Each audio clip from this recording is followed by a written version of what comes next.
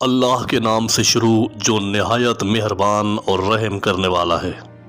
اللہ تعالیٰ نے انسانوں کی رہنمائی کے لیے مختلف زمانوں میں مختلف انبیاء کرام کو بھیجا، جنہوں نے اللہ تعالیٰ کے پیغام کو انسانوں تک بڑی ذمہ داری کے ساتھ پہنچایا، اور ان تمام نبیوں کی تعداد تقریباً 1,24,000 ہے۔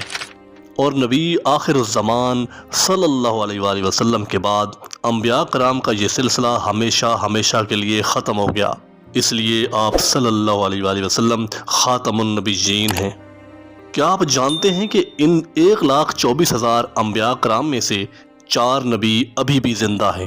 اور یہ نبی اس وقت کہاں موجود ہیں؟ اللہ تعالیٰ نے جتنے بھی نبیوں کو بھیجا اور پھر جن کا وصال ہو گیا، وہ سب اپنی اپنی قبروں میں موجود ہیں اور اپنی اپنی ذمہ داری نبھا کر اس دنیا سے رخصت فرما گئے۔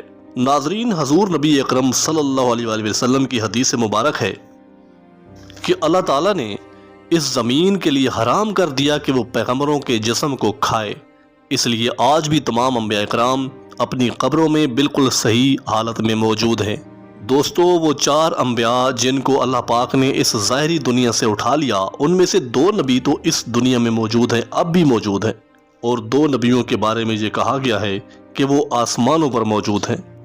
حضرت خضر اور حضرت الیاس علیہ السلام کے بارے میں کہا گیا ہے کہ وہ ہماری اسی زمین پر ہمارے درمیان موجود ہیں۔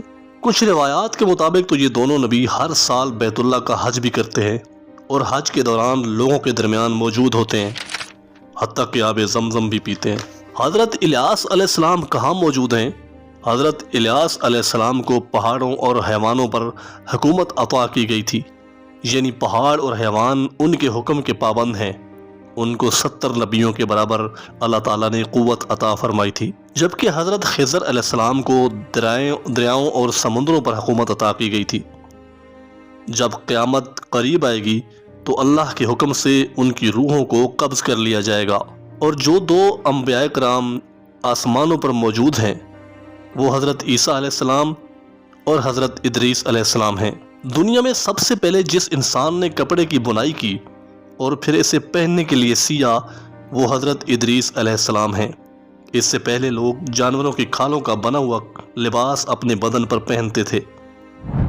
اس کے علاوہ سب سے پہلے قلم سے لکھنا اور پڑھنا حضرت ادریس علیہ السلام نے ایجاد کیا، یعنی درس و تدریس کا آغاز حضرت ادریس علیہ السلام نے کیا تھا، اس لیے تو آپ کا نام ادریس پڑا، یعنی درس دینے والا۔ اللہ تعالیٰ نے ان کو بھی آسمان پر اٹھا لیا، اور کہا جاتا ہے کہ وہ جنت میں موجود ہیں۔ دوسرے نبی جن کو اللہ تعالیٰ نے آسمان پر اٹھایا تھا وہ حضرت عیسیٰ علیہ السلام ہیں، جو کہ بنی اسرائیل کی طرف ہدایت کا پیغام لے کر آئے تھے۔ حضرت عیسیٰ علیہ السلام نے جب لوگوں کو اللہ تعالیٰ کا پیغام سنایا اور حق کی دعوت دی تو کچھ لوگوں نے تو آپ کا ساتھ دیا، لیکن اکثر لوگ آپ علیہ السلام کے جانی دشمن بن گئے اور وہ آپ کو سولی پر چڑھانے پر تل گئے تھے۔ جب آپ علیہ السلام کو ان لوگوں نے قید کیا اور سولی پر چڑھانے لگے تو جو شخص آپ علیہ السلام کو سولی پر چڑھانے جا رہا تھا اور اس کا سارا منصوبہ تھا، اسی کو وہ سولی پر چڑھا بیٹھے، اور حضرت عیسیٰ علیہ السلام کو اللہ تعالیٰ نے آسمان پر سلامتی سے اٹھا لیا۔ جب قرب قیامت ہوگا اور حضرت امام مہدی دنیا میں تشریف لائیں گے تو حضرت عیسیٰ علیہ السلام اللہ تعالیٰ کے حکم سے دوبارہ اس دنیا میں تشریف لے آئیں گے۔